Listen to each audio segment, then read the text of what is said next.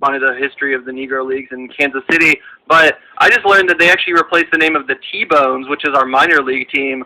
Now that's called the Monarchs. Yeah. So I didn't know that, but interesting.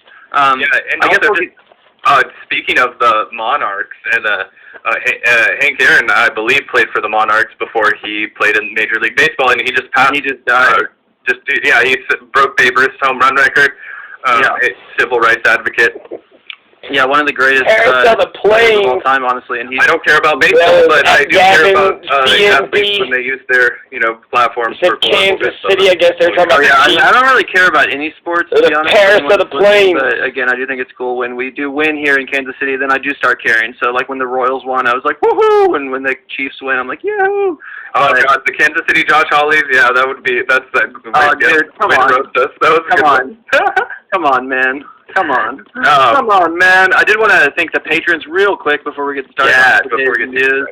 You can join those patrons at the link below, or patreon.com/the Vanguard channel. We really do appreciate that support, guys. It keeps this show going. We're a really small, independent, leftist YouTube channel. We're up against the algorithm and a lot of other bigger players, so do appreciate that support. And thanks so much for everyone that's commenting right now. We really do appreciate keeping an eye on the live chat. Thanks to all our usual commenters, and anyone that wants to comment along, feel free to chat. You have a good chance of getting your comment thrown up on screen, engaged with. So yeah, and if you go to our, if you subscribe to our Patreon, you'll be 100% funding us to get our van back in working order. I've been in a state of paranoid anxiety for the past 7 days, waiting for the news on just exactly what kind of a burden this bill is going to be. For those of you who don't know, the Vanguard is more than a catchy name. We actually do have a very large diesel Sprinter van that is very expensive to repair. Right now it is in the shop at a diesel mechanic that it was towed to. We're basically the entire exhaust system. We're not mechanics. We're just fucking podcasters, like I said. A bunch of shit fell off the bottom, and we're hoping that it's not the end of the world to get it fixed. Also, yeah, I think I'm hearing some fireworks here too, which means that in fact the Chiefs have probably won this game. Also in my background. Looks like we're going to the Super Bowl again, guys. So it'll be yeah. So, but just to answer the person's question in the group chat, so the Vanguard is a play on words.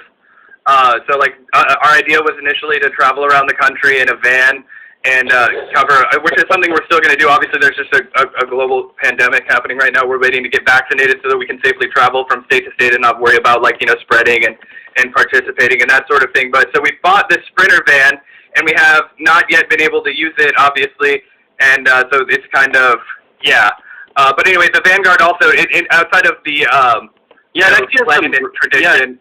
It has some roots, and we didn't even really think about this or even know. I didn't know it, to be honest, when we created the Vanguard, but it actually does have some roots as a term in Leninist theory, which I thought was super interesting, and I think it's kind of cool. Here's the actual definition.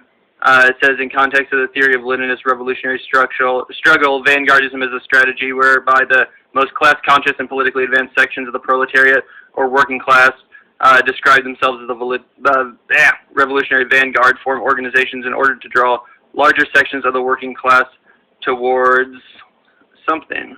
Yeah, when we came up with it, I just knew it meant people on the cutting edge or new ideas essentially. It was just a catch-all play on word for us going around in a van talking to people we thought had interesting ideas on the left.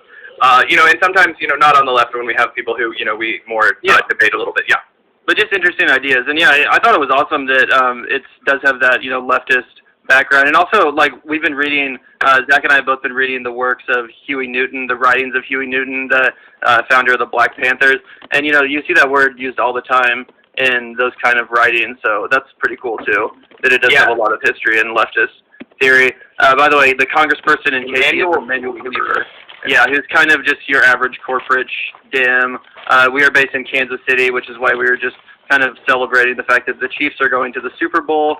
Kind of cool. But yeah, I guess we can get to what we were originally going to talk about today. One of the stories that's kind of been catching fire lately. Or not